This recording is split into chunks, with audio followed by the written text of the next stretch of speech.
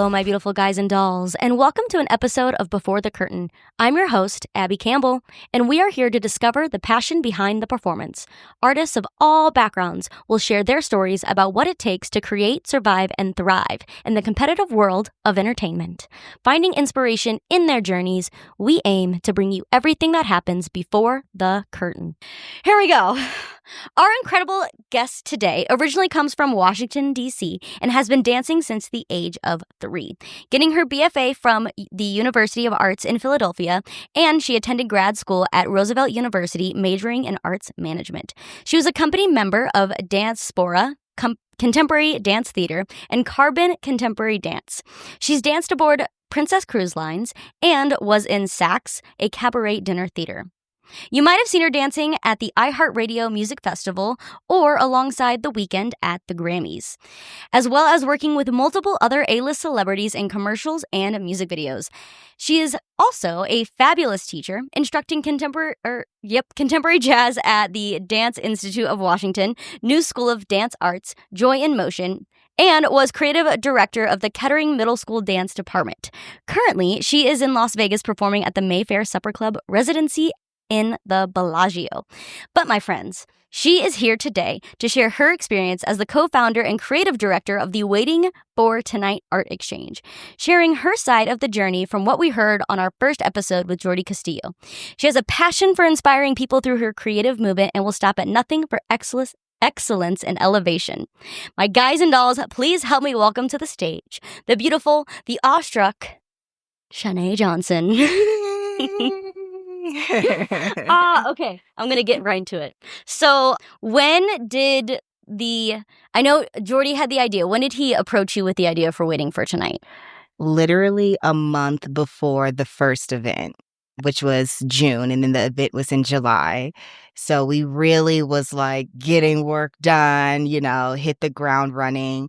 But it's funny because he started it off with, I want to do this as a birthday thing for him, like a big birthday party, and just creating a platform for all artists to come in and, present their work. But he was like, I really want to make this about the community. And then from there, it just continued to develop into what it is now. And yeah, it was beautiful. And it happened so fast, and we had a good team with us to get it done. So that was an amazing time. But also very much crazy because it was like a month out. We literally have 4 weeks to pull this together. Let's get it done. Here we go. So when he approached you, was it just like, I need a creative director? I need a hand. What? So we had a meeting. It was like a couple of us, and we went around to introduce ourselves and state our strengths and what it is that we're looking to do within this production.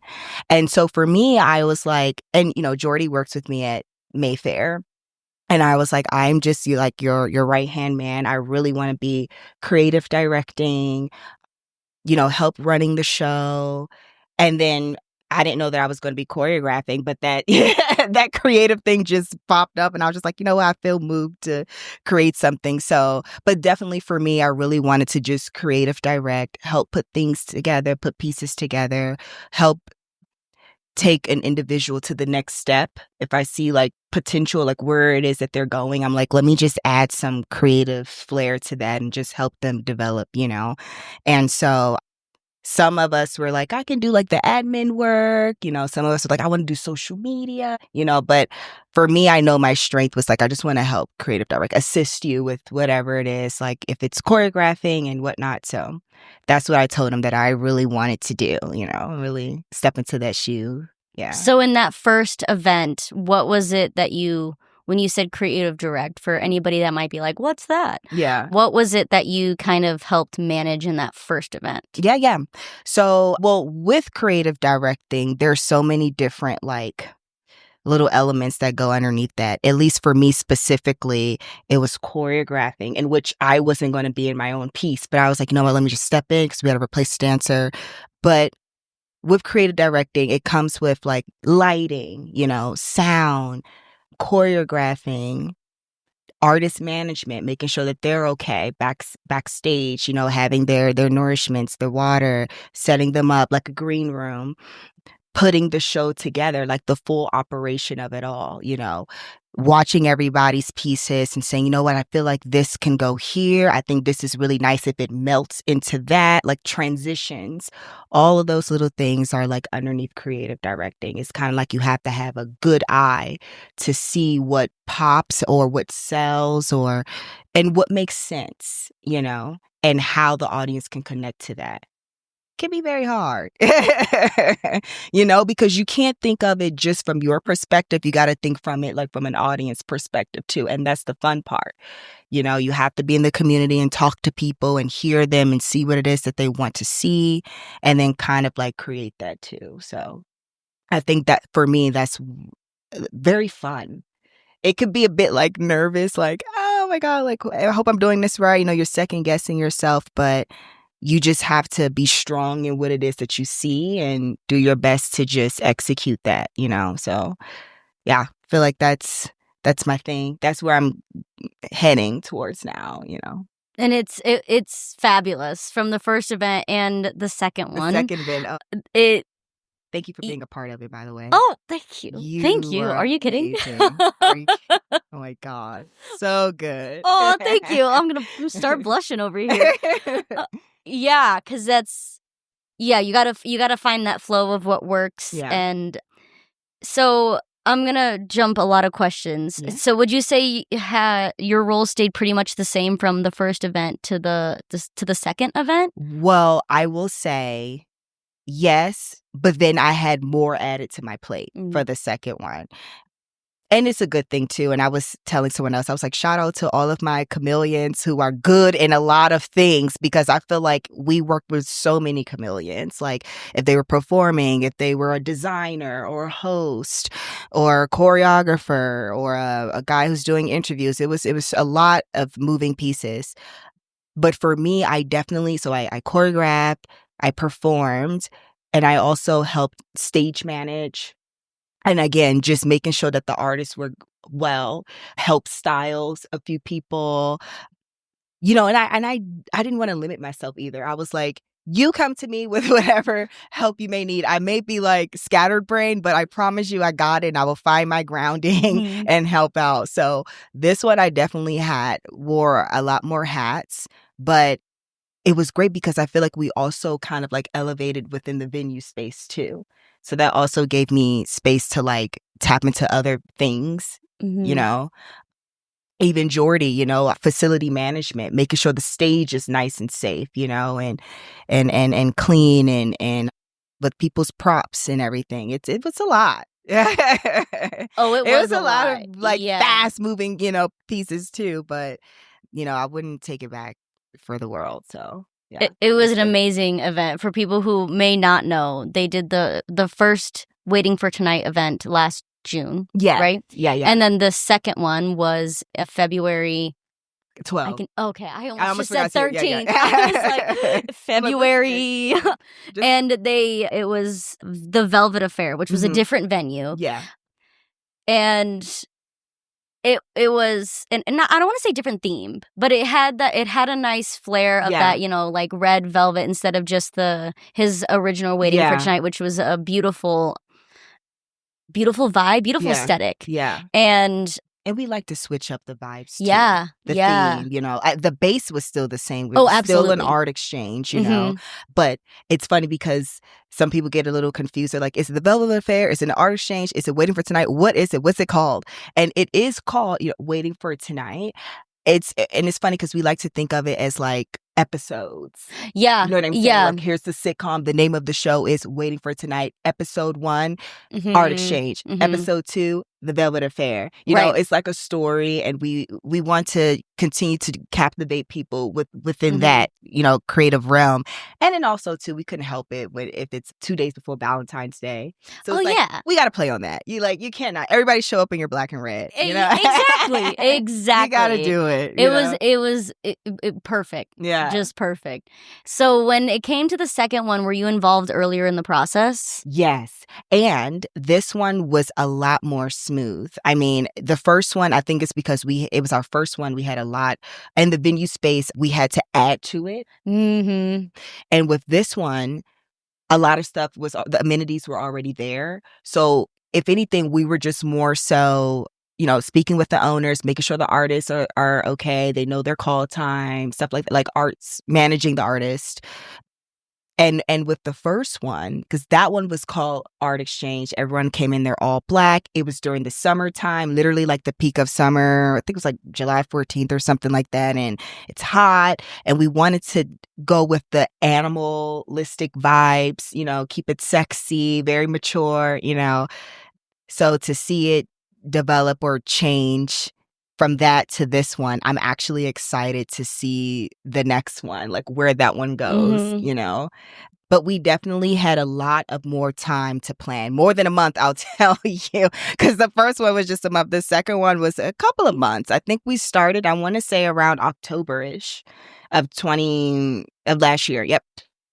And so we had our time to take our time and do the things that we need to do before, February came. So that's probably why we weren't as stressed. Because it can be stressful throwing an event, happy stress. But yeah, I feel like this one was a lot more smooth in terms of just putting everything together.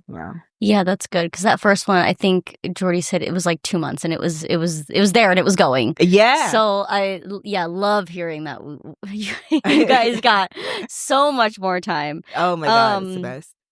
So what has it been like to collaborate with Jordy? Even you can speak on the first event or the second event. Yeah. It's funny because I was just talking to him a couple of days ago. Like, we work so well together. We just understand what our vision together, because it's the same. Mm-hmm. We have the same dream, same goals. And it's always so great to work with a partner where you guys are just on the same page. It's literally like a relationship. We call each other business partners, yes, but it's a relationship still. You got to be communicative all the time. You got to be direct. We have so much meetings. Like, I think he announced this at the show. He was just like, Shanae's house has become our work office. That's why I was like, we need to get a house with an actual office and just be in there and just work all day, and get a dance studio too, while we're at it. We go here, leave one room, go to the next room, and now we're choreographing, Mm-hmm. But again, we work so well together. And it's just always so easy when, again, you guys are just on the same page. And we work together again, at Mayfair, we see it, we see where it can go, and we do the work. We help each other out. If he can't do something, I can do it. If I can't get to it, he'll do it. We communicate that way. And also, his sister, Tiffany, oh my God, like our marketing genius, and it's always so nice working with people who are experienced. It's helpful. And for me, I'm always going to be a student. I don't let the ego or my pride get in the way. I'm like, if I don't know something, I am okay with like shutting up. I'll ask my questions. I have my notebook and my pen, and I will take notes because I want to be the best version of myself. And same for you, and same for anybody, So it's great to have her on board as well, and help with her great expertise too. And yeah, the three of us are truly unstoppable. And Tiffany is Jordy's sister, by the way, too. They grew up with each other, obviously, so they know how each other works. It's easy. But to have me on board and be welcomed is such a blessing. So I'm super grateful for that, for sure. Just having a good team. Yeah. First off, what a quote is, I'll always be a student. Oh, yeah, absolutely. Because I don't know everything. I may act like it sometimes. It's funny. You know what? When I was in school teaching at the middle school, and I became the cheerleader, the assistant coach. Mind you, I've never cheered because it's different. We all know this. Dance and cheer is completely. I was always on the dance teams. I never really cheered. And the PE teacher, she never cheered, but she was the coach. And she was just like, listen, you go in there and you let them talk. We don't know anything, but we're here in the leadership position, and you learn, but you have to help orchestrate it. That's what it is. You just have to help like orchestrate everything and get things moving along, but you let them play. And you'll learn because, you listen to people talk if you don't know something, but you've been placed in a situation where you have to be the leader, even though you don't know what the hell you're doing. But it's a learning process, and you just have to listen and be sensible and just make sure that you're adding value to it and really listen to the people, and just help move things along. So I just thought that was hilarious. I'm like, Coach, I thought you cheered. You're so good at it. Like, she's like, I don't know nothing. Like, I let them do the talking and I just help. I'm the one who's like 5, 6, 7, 8. Yes, no, that looked good. That didn't. Let's figure it out, So it's funny, but I learn quickly, and being a dancer, it's a great skill you have to pick up quickly. And I feel like dancers can excel in anything, any other work, occupation. Absolutely. Because you have to use your eyes when dancing or even learning to dance.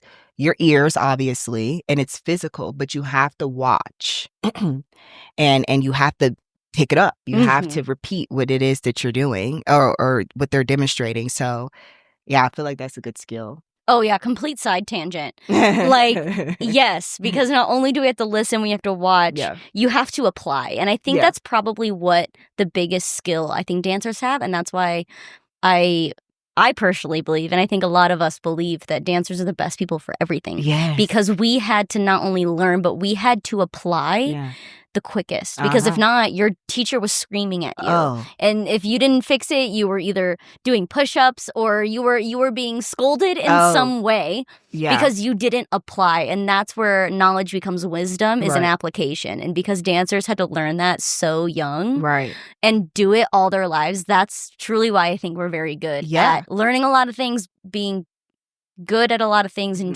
just figuring things out. Yeah, on the fly sometimes. It truly is a discipline, You got to be in it. And talk about pressure. When you're like, you got to pick it up. Yeah, working with choreographers or whatever, they'll look at you like you're stupid if you don't. If you don't figure it out, And especially when you're assisting a choreographer in a room in front of other people, and it's like, you haven't learned it yet, but you're learning it with them, and yet you still have to know it even better than the kids or who's taking the class, because you're the one that's assisting. So it's just, the pressure's crazy. Or even knowing it better than the choreographer, like executing it better than them. That's the thing. And the pressure. Woo! Oh, yeah. Oh, yeah. So, but it's fun. It's fun. We tell ourselves that. We love it. Here we go. This is what I've chosen to do with my life. It's fun and I love it. Starts crying. I was going to say, I'm crying afterwards. Oh my God. Oh, we love this. Oh yeah, I love it. I love it so much. That's hilarious. It's the truth, though. It is. It is the truth. It is the truth. And now we went on the side tangent. I'm like, I had a question, and now because it's real. We've all been through that before, and we never speak about it because it happens so fast, and we're in the moment, and we're giving it our all, but we never actually sat down to reflect on, like, how was that for me? How can I make it better? And I think that's also one of those things where sometimes, I mean, I'm going to be real and not trying to offend anybody out there, but like because I'm also a fitness coach. So it's like working with people and trying to explain things of like, how do you not get this? Or how do you not feel this? Or why would you do it that way? Yeah. That's not what I said to do. Yeah. But then it's like, okay, Abby, you're a dancer. You've been like experiencing your body at a very different level than most people for all these years. Like, right. You got to think about that. And it's like, and it's different for them. Yeah. But also, too, I mean, dance is all physical. When do we ever talk? Yeah. Versus vocalists, singers, they're singing their ballads and whatnot, but then they can actually be like, wait, I don't think this is the right pitch or whatever. They can communicate that. Versus dancers, again, it's a discipline. We're taught to, like, or at least my upbringing, shush it and figure, like, no talking. But we should be allowed to talk. You know what I'm saying? Just, that didn't make sense, or, and it has gotten better. I've been in rehearsal spaces where, we are. It just depends on the choreographer. But I just feel like, for the most part, dancers are just, like, silence. Like, we don't talk. We just figure it out. Yeah. Okay, now I'm going to go on another side tangent. Yeah. Because, like, because whenever I was a kid, I was just, like, I never asked questions. Yeah. And like now I teach little kids. And so I'm always like, how did that feel for you? Right. There we go. You know, how did Very that good. feel? Yeah. Because I want you to have your awareness, and I want you to have not necessarily an opinion, but I want you to be aware of how it felt, Yes. how it needs to feel, and how it felt that time. And I need you to know the difference. Yes. And that's only going to happen if you ask questions, or if I ask questions, so that you feel safe to ask me questions. Yes. That is excellent. I love that you do that. Seriously. Because you don't get that often. No, and like... And everyone's different. I didn't get that growing up. And it's like, if I felt safe enough to ask those questions... Now, luckily, I had one teacher where I could. But if I had that environment, I felt like I would have been a completely different dancer. Yeah. You know? I can agree to that too for myself. Absolutely. You know, and if I could play devil's advocate or just see both sides of it too. I mean, I do feel like the less talking, it did make you sharper in terms of just picking up quickly. There's a balance. Right. There's a balance. Okay. So, like, if I'm trying to, like, get you to learn something. Yeah. Or, like, I'll be like, hey, how did it feel? But there's certain classes, like, if there's a bunch of kids, like 25 to 30 kids in a room, and we have progressions across the floor. Yeah. I don't have time. There you go. To break this down. Right. I need you to pick it up right now. You're going across the floor 5, 6, 7, 8. Because you're preparing them for an audition too. I mean, and auditions still allow you to ask questions, but again, they got to move it. So it's, again, like you say, give or take both. I think a balance is good. Mm-hmm. But even in that sense, I still ask my kids, do you have questions? Right.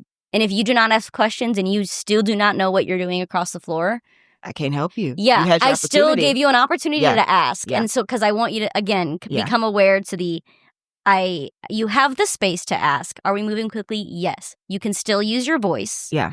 Or you can try to figure it out. Right. And you use your eyes and you watch. Mm-hmm. Yeah. Oh my God. And this is good for me to hear too when I teach my kids later on tonight too, you know, or just different levels too. You know, I like to use this tool moving forward because I can move fast, at least for me. I'm like, I don't have time for questions. Like, we got to get it out. But I have to if I see someone struggling, obviously, you know. Oh, yeah. And it's different. If I have 3 kids in the class and one of them still is not picking it up, I'll stop. I'll slow down. I'll whatever. That's fine. I want you to get it and I want you to learn. Yeah. But if there's 30 kids in the class, I can't stop. We don't have time. Yeah. But again, that balance, right, of using your voice and trying to learn that, plus also just picking it up and moving. This is we're so far in the topic, but I love it. It's because we're teachers too. Yeah. You can't help it. Yeah. And teachers and students. There we go. Hey, I love that. Teachers and students. Always. Amen. But that's also being a teacher too is and being a student. Well, I'm also circling back now. Also makes you really great in that position that you were talking about earlier of being in a position of leadership, not being an expert on the topic, but understanding that, like, okay, A, I don't know much about this topic, but B, I can still see things or like just give direction. Absolutely. You know, and like let them fill in the blank because they know what they're doing. Yeah. I just need to tell them to go down the yellow brick road. Absolutely. You know? And people need that guidance because as dancers, we can get in our heads, we can overthink. We may think that we're doing it right, but it may not be. So that sense of guidance there, you know, is always so nice and comforting. Yes. And then at the end of the day, you still have to execute it and do it. You're kind of like on your own. But it's just nice to have that person there to just give you some sort of clear direction and you know, keep the flow going. So, yeah. And then I do my best. And like I said, I learn quickly too. So if I don't know something, what is this? And then, you know, I pick it up and then I help lead. So, yeah. That actually reminded me of the question that I had earlier until we start talking about teaching and dance and all this stuff. Because Tiffany, Jordy's sister, wasn't necessarily involved in the first one, was she? Yeah. She was? Yep, okay. She was. Yeah. Okay. Yeah. I probably just didn't see her there at the moment. Yeah. She did our marketing for us there. And she flew into town. She lives in New York. And she flew into town and helped with everything and helped with food and provided water, you know, with the bar and stuff like that. Oh, she's a real one. I love Tiffany. She is such a boss. Like, love what she does. Yeah. And then to see her come back to this one, It's just nice, Mhm. and things were a lot smoother this time, So, yeah, she's great. And she's gonna keep being on board too, Aw. hopefully. I love that. I love that. Are you guys already talking about a third one? Sorry, I have to ask. You know what? We are in conversation about it, but not because I think we're just getting off the high Oh, yeah, for sure. of It this takes a second, last for one. sure. Oh my! And it had been a month already. Oh my God. Which, by the way, if you were part of it, of the Velvet Affair, and you have not received your footage, we are sending it out. Give us like another day. Because, with our schedules too, me and Jordy, we're just like, ooh. Oh, yeah. But we're also doing that too. I Mhm. forgot to mention, going back to the wearing so many hats with creative directing or just arts management within itself. We're in charge of the marketing as well. All the digital things, photos. We had a great videographer, photographer, Dre, Silent Solutions on Instagram, him and his team. Great footage, but Jordy and I, we have to make sure that everybody gets their footage because that's a part of being on our platform. You get all of your footage, Oh my God, I really want the footage of me doing the Velvet Affair questionnaire. Yes. When because I went around, but it was before the last performance, I believe. I Yeah, went yeah, yeah, around yeah, and yeah. started asking the audience questions. And I'm so sad because we were literally running around, and I wanted to take a moment to actually sit down and like enjoy. But and the second I did, and I'm like, oh, back at it again. What's that? Like we got to get it going. So I do remember watching like in and out of the performances, and I was just like, this is gold. Like this is just so good, and everyone's experience was just so wonderful. Like. And they're honest, and they just enjoyed it. They loved you. They loved what they saw, the performances, the pre-party cocktail hour, all of our vendors. Oh my goodness, because our MC, Don Triel, who was there for the, and our DJ, Brian, oh my God, such a vibe. I wish I had to experience that more. Same. Yeah. Yeah, it was funny because I was like, oh, I'm excited to get to watch everybody. I did not watch almost. I saw like maybe 20 seconds of each number or like the very end of each one. Yeah. But because I was trying to help you guys out. Yeah. And making sure that we were all, Our backstage, on-stage choreo or on-stage performance was great. But backstage, you know how it is. It's show business, like you're running around, you're making sure that everything is, great. We have our people, we yeah. have the right, order and, Yes. and the right announcements. Yeah. But I hear that. I Everyone's going to get their footage literally by this week. If you haven't, it's coming. I'm like, maybe we should hire a person just to do that, like just do the photos. But it's great because Jordy and I had the opportunity to actually watch the show, just watching the video clips, the footage. That was us watching the show. Aww. Yeah. Jordy was like, let me get my projector out. Let's just watch it on big screen. I love that. And it was beautiful. And we just received our recap video. Can't wait to share that with everyone. I mean, it brought tears to Jordy's eyes. He's just like, it's just great. It just really puts you in a good mood, and it's inspiring. We just want, and that's the thing, specifically talking about Vegas, and I hope I don't offend anyone. It's just my opinion. But I just feel like I'm just waiting for something in terms of the entertainment industry here, fresh, something new and fresh energy here in Vegas. Yeah. I've been here for 5 years. The pandemic, I don't count that, so I guess 4 years. And to see the difference, at least when I first moved here, there was auditions I was at someone's audition every week. Yeah. Tiring myself out, but I don't care because I wanted to book. I just moved here for a dance. I'm going to be in these auditions. Yeah. To see and I was in 2019. So to experience that and then fast forward to now, you would be lucky if there's an audition like once a quarter, I feel like. Yeah. I'm like, what is happening? But paying attention to the economy, it's different from then. Yeah. To hear it and to see Vegas develop as well, bringing sports teams here, all these new things that they're building. And I just hope that the entertainment industry doesn't take a full backseat.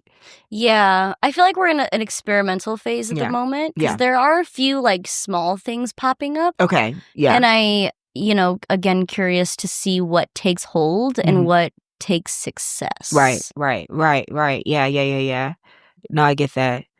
Because, like, I mean, I can speak on the show that I'm in. It's free and it's at the Paris, Las Vegas. It's called Le Cabaret. Yes, but it's it's a free. It's in the lounge. Okay. And 5 shows a night. They're 30-minute sets. Nice. Like how Vegas there used to be a ton of those on the Strip. Yeah. Free entertainment. Yeah. You go in, you stop, you have a drink. Yeah. You want to stay for 2 shows. Yeah.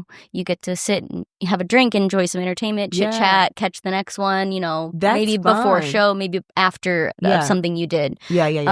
And it's had a ton of success. Mm-hmm. So it's like I'm curious to see if things like that might start popping up. Yeah. Considering where the economy is. If you're gonna, absolutely, if you really make money on your bar, then I mean, why sell tickets? There you go. You guys are bringing more foot traffic to, this venue because there's free entertainment. And that's really nice of them to do that, especially, again, with this economy and people. First of all, the Strip itself is already expensive. Yeah. For food and drinks. Right. And they're like, I got to pay for entertainment too, Right. And something. Sorry. No, you're good. I was just saying something should be a little treat for them. And it keeps people in the casino. Yeah. That's me seeing it in the casino's perspective. Right. Yeah. Because they want people in the casino. That's the goal, right? Absolutely. And it employs me, so I'm for it. Right. Well, I was going to say, and I hope that even though the shows are maybe free, I just hope also compensation-wise for the dancer is still livable. Oh, yeah. You know what I mean? Especially if we're doing this, they don't have to pay for tickets, at least take care of us. Mm-hmm. Don't give us the short end of the stick. Oh, yeah. We're the ones working hard physically. Right. Everyone's working hard. I'm not saying that one person's better than another department, but I'm just saying if we can keep it fair. Oh, yeah. Yeah. But that's definitely where your entertainment company, your I don't know if creative directors would be part of that, but where your entertainment company, that business is the negotiator of all that. Absolutely, yes. But I wouldn't be surprised if that's where Vegas went, especially too because our show is very interactive as well. Yeah. So you're not just getting to see a band or see a violinist up there. Sorry, nothing against violinists, but our singer is also she's got great hooks into the audience. We have nice audience interaction. We have a drinking game. Like there's it's fun. It's exciting to be in, and the energy is very colorful. Yeah. At least that's how Caesars Entertainment described it to us. They're like, you guys are just so colorful. Like light beams. Like I can see that. Well, also too, I feel like the immersive thing, like it's really big now. It's really popping off here because again, the audience are connecting with the dancers. We're literally like in your face right now. We're next to you. How does this make you feel? And now we're away. Like, it's that in and out thing. And I actually learned that in school too a couple of years ago that theater is now going in the direction of we're bringing the show to the people. Yes. In their seats. It doesn't have to be in this big, extravagant theater, which, again, when I moved here, or even before, that was really well known. All these big, fancy, nice shows were in these theaters, but I feel like it was probably hard keeping that up in terms of, like, facility and, like, just the money of all of it, and not every show needs to be 2,000-seat theater. Right. I mean, if it is, yay, that's good. You have the money to do that. But, at least right now, again, connecting with the economy where we are now, I think we got to play it smart. Yeah. Yeah. And it's funny because our current singer in Le Cabaret, her name is Zelda. Zelda, I love you. Yes, Zelda. But when she was in the show from the beginning, but she started off as swing and then now is full time. And when she was getting into full time, I was trying to encourage her to just be like more full out on the mic, meaning like, grabbing people, bringing them in. Cause we were like, we want people in the lounge, right? We're trying to get people into the lounge. Right. And that's what I told her originally. I was like, Zelda, everybody wants to be part of the show. Yeah. Everybody wants to be in here. They just sometimes don't act on it. Right. So you're the one that gives them permission and reminds them that they want to be here. Nice. And that's like, you just do it. Yeah. You just either like grab them and walk them in. I say grab them, but like, you put your little hand on like their shoulder and you're like, I have a seat with your name on it, right? So cute. So adorable. But like everybody wants to be in the show. Yeah. No, not it's I think it's quite rare to find somebody who's like, no, I don't want to do it. Yeah. Everybody wants to be involved. Oh, Everybody absolutely. wants to feel connected with. Yes. And I think that's probably is what our entertainment scene is longing for. Yeah. Is that it's like transitioning into that. Yeah. And it would be nice to continue to play on that too. And it'll make your show memorable. Yeah. Those people are going to be like, I remember when the singer came to me and, crowd interaction, or even the dancer, because we look so fabulous. And our costumes, our hair, our makeup, they're literally treating you like a celebrity. Right. They're going to go back to their hometown, come back to Vegas whenever, and come back to your show, just to say, and hopefully the dancer is still there, because they do that all the time at Mayfair. They're like, I remember you guys. Because it is immersive and it is in your face, in the best way possible. And that's what I mean by fresh. You know what I'm saying? Like something different, breaking the tradition, the theater tradition, right, and going into something else that could be legendary, iconic. It could set us up for another type of tradition. Like I'm here for all that, all the innovative things. I'm like, how can I do that here? And that's what's also so great about what Velvet Affair was, the most recent event too, because I don't know if it was done this way because of how the venue was set up. Yeah. But I loved the way the fashion show walked through the crowd. It was so perfect. Yeah. Shout out to Jordy. That was his idea. Fabulous. I loved it because it was like, that doesn't happen. Right? It's always so separate. Absolutely. From them being on stage and the audience being there. Yeah. And the way the audience was around the dance floor and the models walked from, the dressing room into into the audience, into that dance floor space. And then they hit their poses and they killed it while the singer is singing. And while, it was just...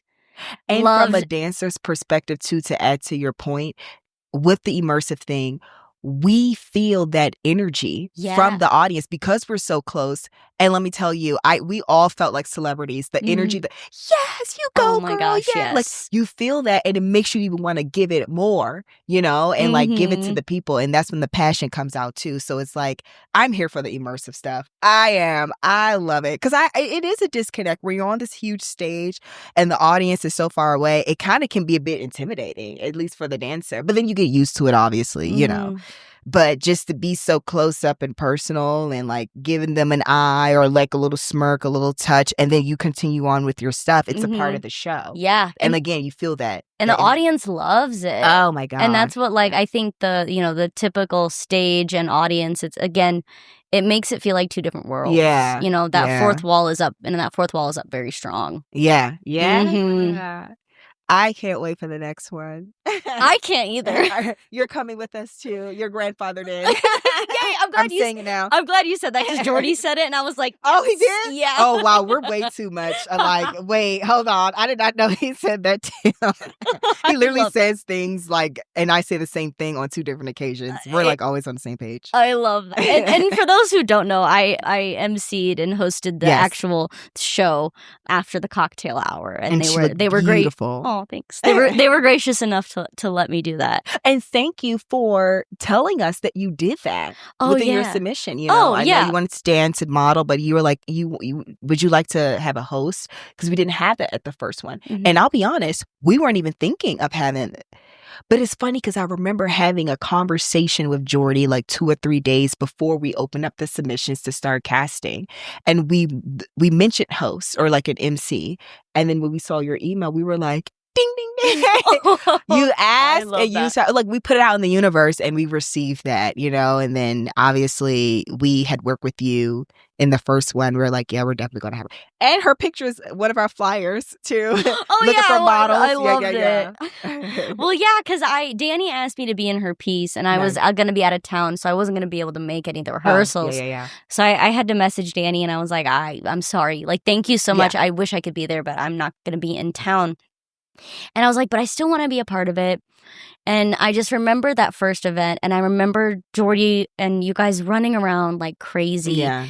And I was like, what could I do to help them out in that sense where it could also take it off their plate so they don't have to worry about it? And luckily, it was a little bit selfish because I do want to pursue more hosting and MC work. Yes. So I was like, I think I'm just gonna ask. Absolutely. I mean, like, what the worst thing they can say is no, you're gonna be a model, and all I'm gonna say is okay. I'm not bothered. Like, and if it helps them out and it they want it, then great. And if not, at least I tried. And it wasn't selfish at all. We love that you put everything out there. We were like Dontrell, who he wanted to perform, and at that point we had booked everybody, and I was like, well, why don't you be a specialty? And he goes, oh, I forgot that I do that. Like he you kind of, and he's good at it with his staff, his LED. And then he was like, do you need me to jump on the mic in the cocktail party hour, and I could say a few things, because he also used to host at Gypsy with Esteban, and he was there, and I got a chance to witness him there. Yeah. And to see the fun that he brought into the space. And it was just always so uplifting and light. And I was like, you know what? Yeah, you can do whatever you want. Yeah. And God bless. Yeah. God bless. Because he was another one who wore like 3 hats too. Yeah. But it was great. It was like a beautiful circus. Like a fun circus. You walk in, you see specialty acts, you see contortionists, you see girl in her stilts, LED staff, like you see these beautiful costumes, people doing atmosphere modeling, which they did that on the fly. There's just like, let's just walk around. I'm like, oh my God. Oh, I love that. I didn't know that. It's great working with other creatives. Everyone just literally understands the assignment. Makes your job easier. We give you, again, we're orchestrating as leaders. We give you the tone, the vibe. This is what it is. Let's see where creatively you take that. And again, we'll say yes or no, because it's it's ours, and we have to be honest and say, okay, not so much that, but try this. Yeah. We didn't really need to do that. Everyone literally just understood. And yay for me and Jordy, because we really had a good eye in casting people based off of our mission and what it is that we were putting out there for the Velvet Affair. So that's good on us. Yeah. And to see that unfold, oh my God. Ugh, yeah. Amazing. So was it, because I know you wore a lot more hats in the second one. Was it easy to be able to choreograph? Because I know you choreographed a little bit more than you did before. Was it easy to come up with that kind of like opening number? Because I know you choreographed the entire opening number. Yeah. It was pretty easy because I had to set aside time for myself to like get it done, play the music, record myself, because I was in rehearsals for the Grammys at the same time. Because here's the thing, we were still solidifying the cast. So I was like, at least let me just get my choreo out there, film myself, have it, and then once we get the dancers together, we also didn't have much time because we had to work around everybody's schedules. So that was very quick. And Julia, who is the pole artist in my piece, she performed in the first Waiting for It Tonight art exchange. She did a strap piece. I was like, I see a pole artist in my piece. I don't know why. Like, I see it, and I kind of want to incorporate a lot more than just dance in my piece, because why not? And so for her, I'm not a pole artist, but she had the song, and I told her the storyline, the costuming, and she put something together. And then to put everybody together with her and the dancers, I will say I wish I had a little bit more time to even be a little bit more creative, but I'm okay and happy with how it came out. And it was so hot. Yay, so thank you. Hot. I'm ready for 2.0 now. Like, I'm like, because, when you watch your work, you're like, how can I make this better? And then ideas come, just naturally. Not to pick it apart, but it's just like, how can I make this better? And I'm like, I hope I can do this again, but like add a little bit, But again, working with the time, working with the dancers' availability, we did what we could. And I think it's just more so about showing up prepared, Mm-hmm. you know, on top of it. And even if you're a creative who likes to create on the fly, that's Mhm. good. You just got to make sure you're in a good creative space Right. and to make sure the bodies are there Mm-hmm. so that you can see. Mm-hmm. But yeah, I definitely, I felt comfortable. And it was funny because some of my dancers were like, I'm not worried about your piece. I think because we drilled it so much, you know, we're like, here we go. And, you know, clean, because I like to clean as I teach as well. Mm-hmm. You know, it makes it easier. Yeah. And the dancers can remember it, you Right. know, versus like cleaning later. Because it'll stick with them too. Once you're, you know, being very precise of how you want things as you're teaching it, it'll stay with them and they'll execute it that way every time. But yeah, I'm excited to. It's funny because I was telling Jordy, I was like, you know what, Jordy? I wore so many hats. I am exhausted. I don't know if I'm going to dance. I might just choreograph and I'm not going to dance. I'll just sit back. It's fine. Because I want to be more like helping, you know, with the show and giving it and nurturing it. But I think I will say now, and I don't think it's going to change either. I may choreograph, but I ain't dancing. That's it. I'm done. I don't want to dance because it's not about me. You know, it's about everybody who, you know, is there putting their work out there, and so yeah. It was a great opening number. I remember watching the very last run of your guys' rehearsal, and I just sat there and my jaw was on the floor. I was like, this is so sexy. Yeah. And that's the yeah. vibe, you know? We wanted it to be, you know, not overly sexual, but like just enough to make people feel hot. Yeah. Yeah. That's it. I just want to make you feel something. Because what's the point of watching art? Yeah. Amen. You know what I mean? Like, yeah, I remember the first time when I saw Mad Apple when it first came out, was it like 3 years ago? And I went with my grandparents. They came here to visit. And when I took them there, I remember leaving the show when it was done, feeling happy. Like, I was just like, that was so fun. Like, I'm literally, I gotta go to New York now. Yeah, no, seriously, it made me feel good. Just, you know, just the numbers, the hype of it all, the energy. It makes you like you're dancing in your seat. Yeah. You know, you just want to make people feel something because, again, they're paying a ticket to see you all perform, you know, and they want to see a good show and they want to leave feeling something. So I always keep that in mind too when choreographing and yeah, not making it. Yeah, it's myself because I'm putting the art pieces together. But like, again, I also like to think of the audience perspective of it too. Yeah. Yeah. So were there any like hard challenges along the way with, let's just say, Velvet Affair, because that just happened? Different from the first one. Yeah. Like any, you know, roadblocks or obstacles? Yes, for sure. Well, just with people not being available last minute. And then us having to step in to like fill that, like in terms of like just helping run things or like, you know, things may pop up. But that, to me, that was really the only thing, honestly. Like, just like, darn, we depended on you to be there, but it's fine. Yeah. It's not, you know, it's not like we're performing brain surgery right now. Like, we'll figure it out. I get it. Things happen, you know. But then again, it's like teamwork. How quickly can we recover from this? You know, don't dwell on it. It happened. Move on.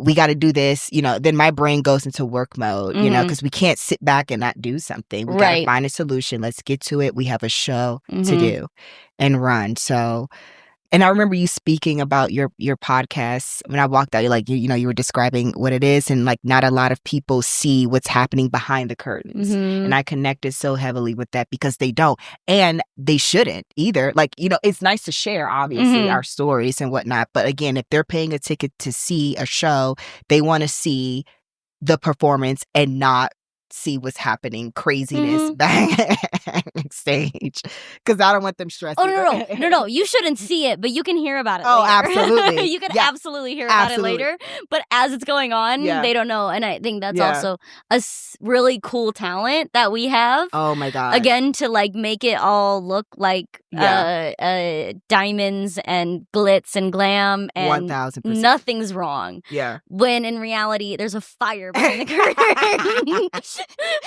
And we got to put it out before the end of the this show. Exactly. And it's so funny because people are like, they would never have guessed. Yep. And that's good. Never would have known. That's good. And that's another talent, skills. Honestly, that should be on our special skills Absolutely. resume. Are you We're kidding? actors. We're all of it. Oh, yeah, actor first. Actor first. Because you can't act like everything's okay. Yeah. You're never going to survive show business. Right. No, seriously.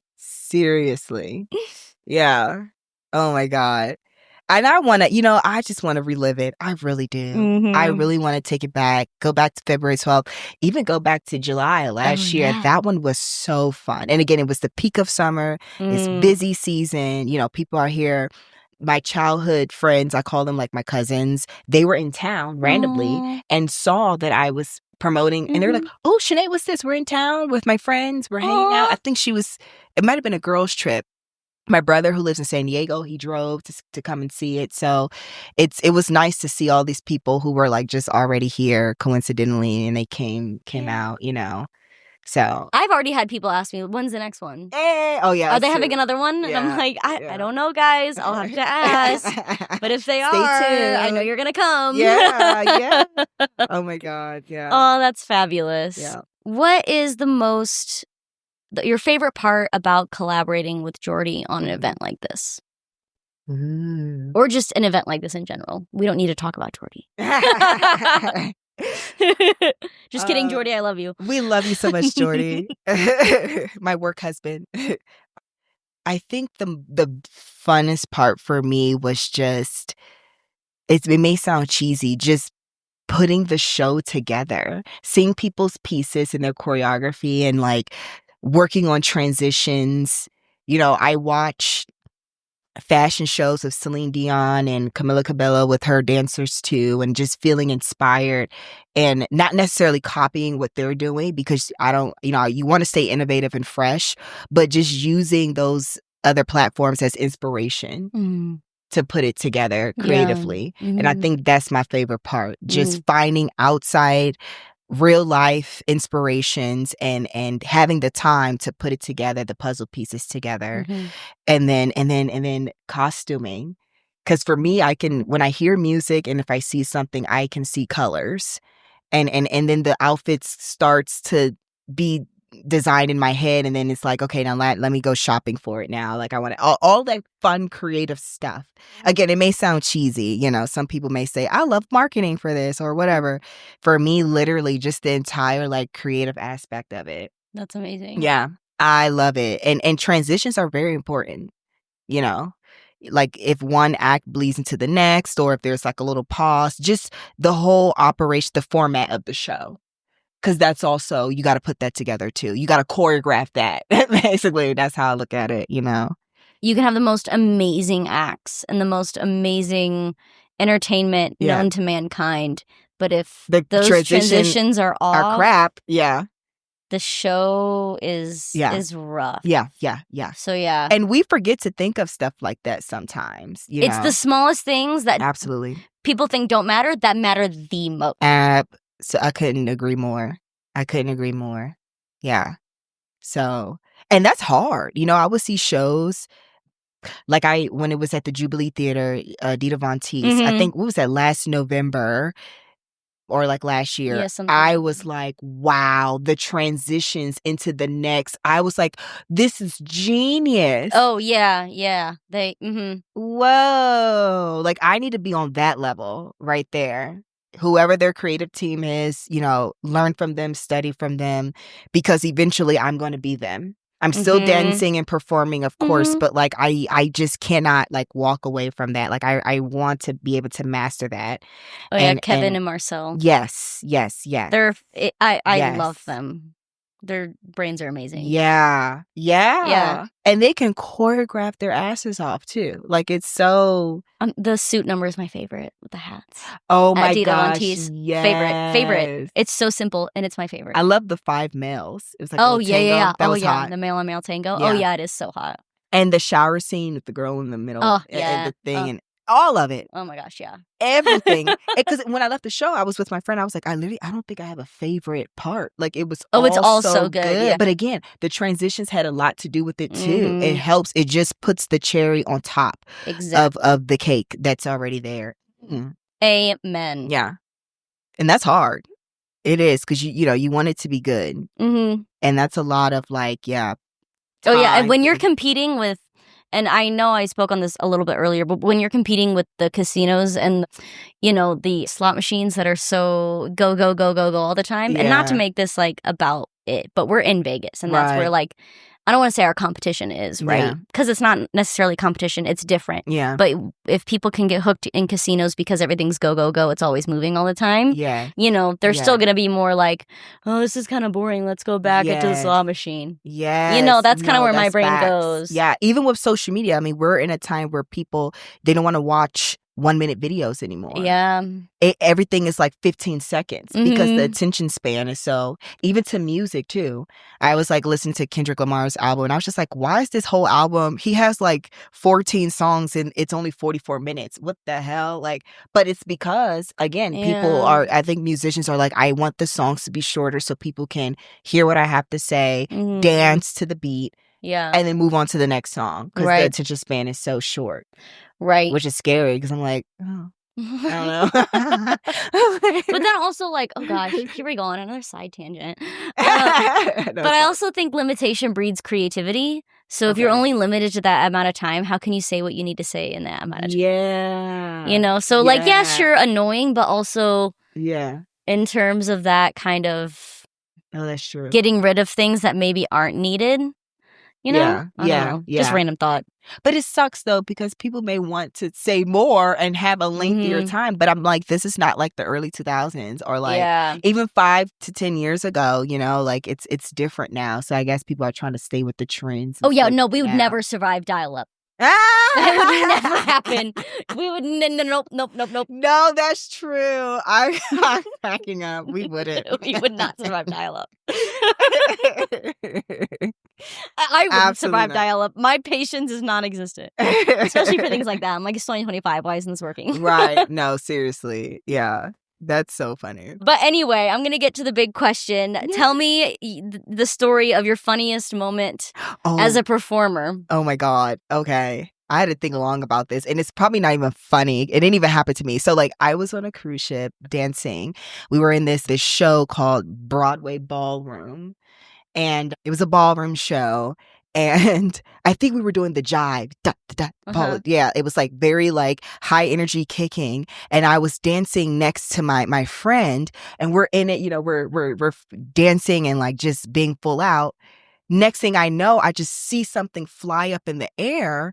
And then it it landed into the audience, and it's the poor girl's shoe. Now, mind you, there's been hats that fell off, maybe an accessory that fell off on stage, but never in my life has I saw a shoe literally slip off her, and she's so tiny, so it's just probably just slipped off her foot because, like maybe the shoe was too big, who knows. But it literally flew up in the air. We're all like, we're trying to catch it, but it was like, because she was closer to the audience, and it flew into the audience, hit someone in the head, but you can forget about her getting her shoe back. Like, again, they treat us like celebrities. They were like, I want this shoe. I don't think she ever got her shoe back. They took her shoe. She never got her shoe back. And I'm just like, what? And I'm like, girl, you were full out. I mean, we're doing the jive for you to lose your shoe. So I was just like, it didn't happen to me, but it definitely like threw everybody by surprise. We all just laughed on stage, and like even the audience too. Like it was just funny. Like it was just, you couldn't help but to just be like, girl, bah! Like that was, and it was funny. Like she didn't even feel embarrassed. She was just like, there I'm it goes. so glad. There it goes. No stopping it now. The shoe is in the audience. I'm not getting my shoe back because they probably framed it at home. Who knows? Like she never got her shoe back. Framed it.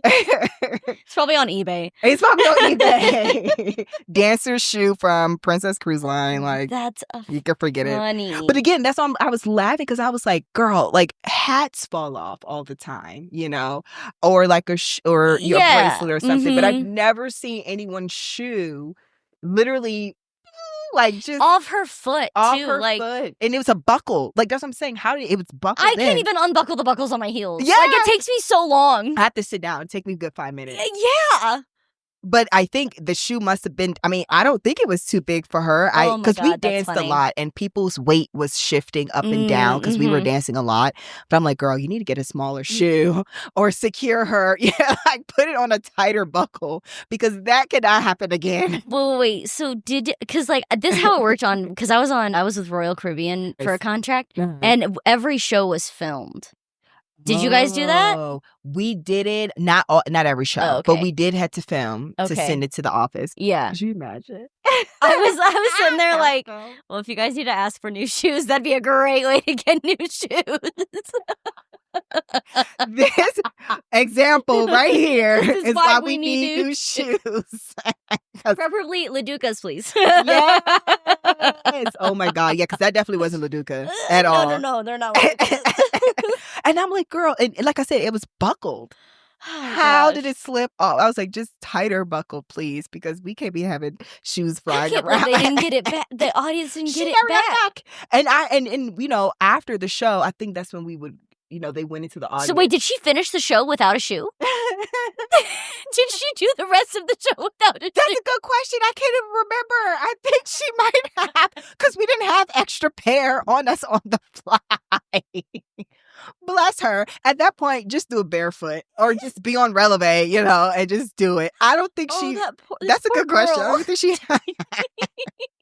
And we all was just like laughing hysterically backstage. We were like, girl, how? Why? What happened? And she was just like, I don't know. It just came off.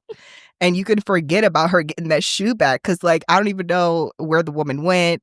Oh, my God. Wow. I would love to relive those times. I was so young. That's okay. So that's even funnier to me. So whenever I interviewed David Mayorga, he asked me what my funniest ones were. Oh, yeah. What's and I have the one that happened to me was I did Footloose for a Halloween show, and we had a foot on a chain. And it was just a gimmick kind of thing. And we were allowed to be actors in the show. And we went all month of October being like, okay, these are cheap. Let's be careful with them as we move around the stage so they don't break. Right. Last show on Halloween, during Footloose, I swing the foot. The foot flies into the audience. Oh. Hits a lady in the face. She gets so mad. And the band stopped playing for like a total of 10 seconds because we are all just standing there like... Literally, yes.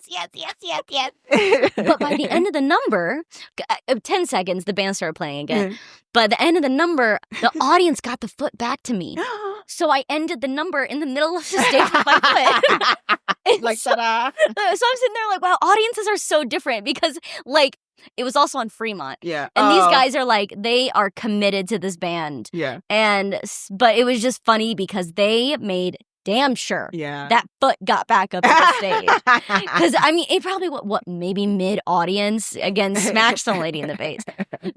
And then, like, I finally see one of the guys on the barricades, like, really reaching for it. So the tech came and grabbed the foot and handed it to me because I saw it. And then everybody started cheering so loud when I got the foot. I definitely would have been cheering if I was there. I'd be like, yeah, you got the foot. But that's so funny. The audience, like, hilarious. The audiences are so different. Yes, yeah, they are. Oh, gosh. But that makes me think, okay, I'm happy she wasn't mad, but yeah.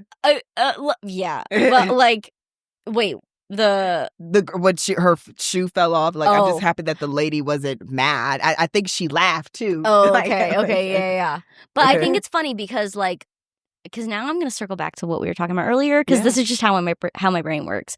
Like the fact that the show that I was in was so audience interaction too because we danced sometimes, but then some songs were just us being actors. Some of them were audience interaction or in a way audience interaction, more characters. Like because we did another song and I can't remember what. It was like a love song. And so we came out with roses, me and the other dancer, and we were like trying to like give our roses to the band members to be like our lover, and they all said no. And so like, I mean, and one of them, I was cheeky and went to the merchandise guy and I gave him my flower, and then he gave me a shirt in return. I sold a lot more t-shirts that way. Anyway, not the point. But so we got to be actors, so the audience felt a little bit more like connected to us. Right, yeah. And so my curiosity is I wonder if that, because we kind of broke the fourth wall a little bit, yeah, made them more prone to wanting to get me the foot back because we had built up that connection with them through the show already. Yeah. Of talking to them, of interacting with them, of doing faces, of being a little bit more human with them. Yeah. Rather than like a cruise ship show where it's just that distance. Yeah. Yeah. With the stage and it being a 2,000 seat theater. Yeah. It's that disconnect that's there. Mm-hmm. It's funny because when I'm hearing you tell the story, the audience probably thought, because it was already had that immersive feel, they probably thought it was a part of the show too. Who knows? Yeah, who knows? Yeah. But my curiosity is, I wonder if that's the difference between what happened. Absolutely. Because our audience felt connected to us rather like, than just watching. Not that they don't feel connected to you, but you got typical cruise ship shows, and I don't know all cruise ship shows, don't come for me, are typically very like, I'm on the stage, you're in the audience. Yes. Yeah. That is an excellent point. And I do feel like it probably played in a sense with that too. Because again, we didn't have anybody in the show that gave the audience permission to whatever, interact with us. But it's because the show is designed on a big stage to have that disconnect with the audience. Yeah. Which isn't wrong, but that's just the way the show is designed. Yeah. Exactly. Yeah, like we had one where one of us was in a straitjacket and the other one was the doctor. And so we started with the straitjacket girl on stage, like being all crazy. And then the doctor came and was like, guys, where'd she go? And so everybody would be like, she went back there. We're so like involved in it. I love that. It's fun. It just makes it fun. And it keeps them attentive. Yeah. It's like, you have no choice but to interact with us. Yeah. So, pay attention. If not, I'm just going to be louder. Yeah. I'm going to be meaner next time I ask. If you don't talk to me. Literally. Oh my God. No, that's genius.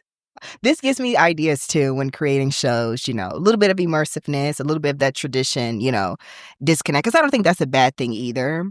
Because some people just want to come to a show and have something pretty to watch. Oh, yeah. Something nice, something that's inspiring to them. Mm-hmm. And then there's some people who are like jokesters too, or just like want something different. And they think it's super cool when the audience is interacting with them. Also, when the performers are interacting with them. It's like you're warming them up. Yeah.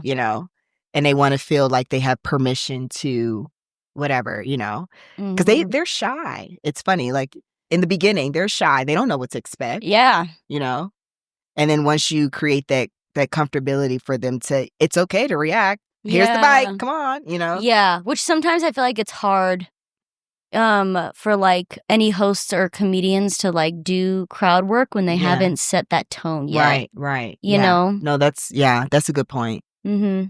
I mean, and you can do that even in dance pieces or any other kind of entertainment. Mm-hmm. But I think that vocal, that vocal point of just saying it really release a lot of like those nerves, and just give the people the permission to be yourselves. Yeah. So actually thinking about it, that was one of the first numbers in the show where we were a little bit more characters.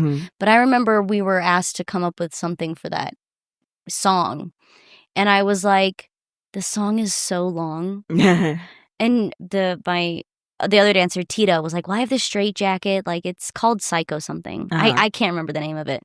And I was like, she was like, and I have this doctor uniform. We could do like a doctor psych thing. I said, yeah, but the song is like 7 minutes. We're not choreographing for 7 minutes. Yeah, that's a lot. Or something ridiculous like that. So I was like, it would be funny if you were in the straitjacket and you went out and then I was trying to find you. Yeah. I was like, then we could get like the audience into it. And I'm like, we can kill time. Yes. That's because it was really just like, how do we kill this time? Because I don't want to do that. Like, literally, and it's that. Yeah. 7 minutes, that's a lot. I don't think it was 7. It was probably like 5 or more like 4.5. But still, that's it was long. a slower song. Yeah. And it was just like, oh my God, I don't want to do this because it's difficult. How are you supposed to do that? So instead, let's just make it a gimmick. Yeah. And so then by the end of the song, she gets out of the straitjacket and had like the doctor shot. Yeah. Like, and I was like on the floor as the doctor and the audience is like, stab her. It's a movie. Yeah. Literally. Oh my God. You're telling the story. I love that. It killed time. Okay. That's what I wanted to do. But like gives them that permission, and then even when not asked to participate in the show, they still at the end were like, yeah, get her, you know. Or then we had some shows where they were like, no. Yes. So then it makes them like want to be in it more too. And that's fun. It just makes it fun when performing, you know? Because it's not serious all the time. No. And for me personally, it took me quite a long time to be a character because I've always just been dance, and that's it. You know, you do your pirouettes on stage and you go home. But now there's character involved, and then you have to commit to the character no matter if you are that character in real life. You know, if you can't connect to it because that's not how you are in real life, how do you do the work to find it? And I think it's just commitment, just going for it, not caring about what people think.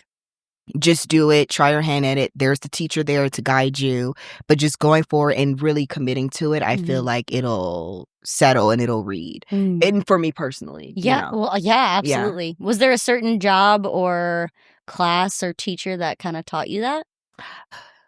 Well, honestly, I learned it on jobs. Oh. Yeah. Because here's the thing, with shows that have characters, you know, moments in it, at these auditions, they're only teaching you just the dance moves, you know, and then they don't tell you that there's character that, you know, or I mean, they may tell you, but then it's just so general, you know. It's like, okay, what kind of character? Is there a storyline here?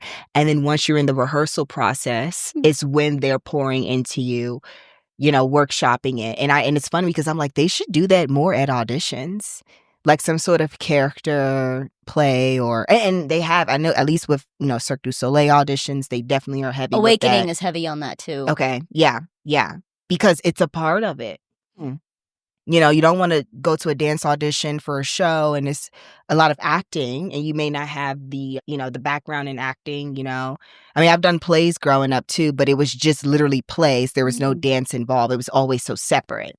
So, you know, putting it together, it can be, at least from my experience in the past, it was just like, I don't want to overthink this, but too late I am. So like, you know, and then you got to find your flow. Yeah. And then remember your character and commit to it. Yeah. You know, and then it'll settle. Yeah.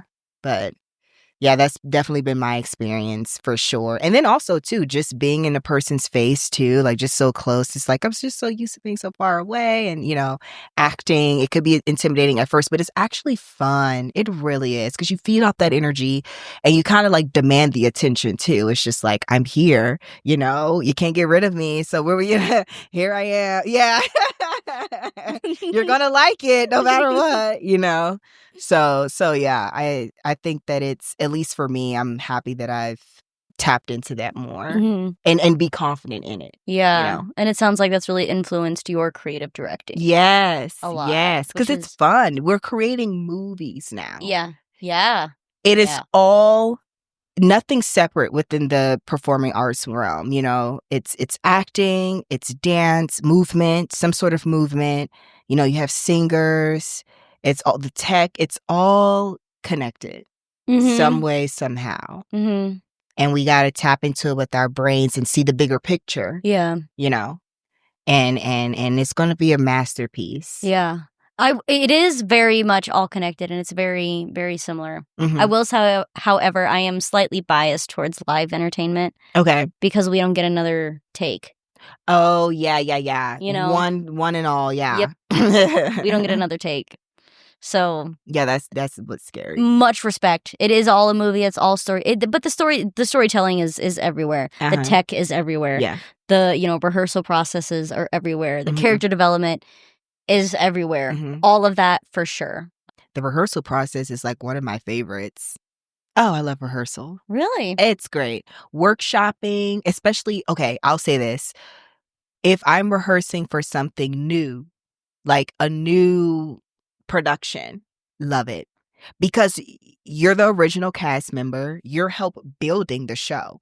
And I'm going to tell you, not all choreographers come in with material. They feed off of the talent there. So we're both working creatively.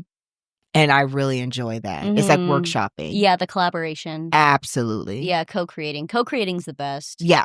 That's what I love. Yeah. Love co-creating because it's just like, oh, I get it. How about we do this, and you're just adding and, feeding off of each other.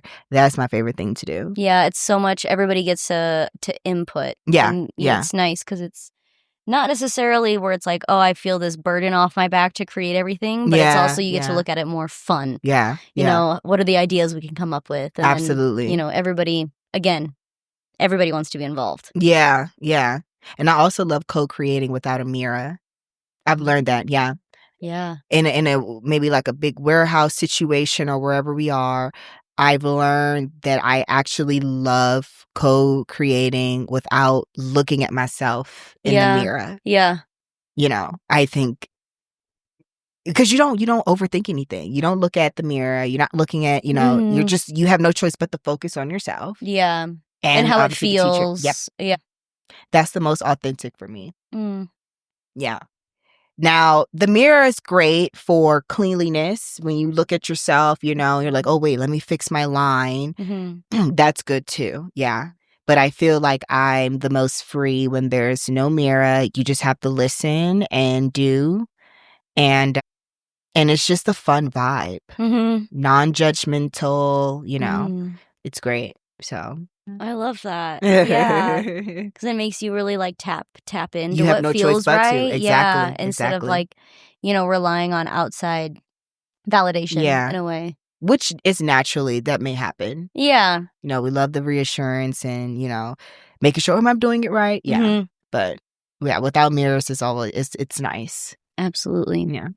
Well, so where can our lovely audience follow you on any socials or contact you if for some reason anybody feels the desire to? Yeah. My Instagram is Shanae Adora, ShaneAdora. Facebook, Shanae Johnson. My email address is shanaeajohnson2@gmail.com if you guys have any questions or want to collaborate or anything. But yeah, always send me a message on Instagram. I check it pretty often. So you could definitely find me on those platforms. Oh, I love that. Anything else you want to share with anybody that's on your heart before we come to a close? Yeah. Just keep being innovators. Don't hold back. Always feel free to collaborate with someone. Stay innovative. Keep things fresh, and be good human beings. Be a good person. Be a good person, please. Mic drop.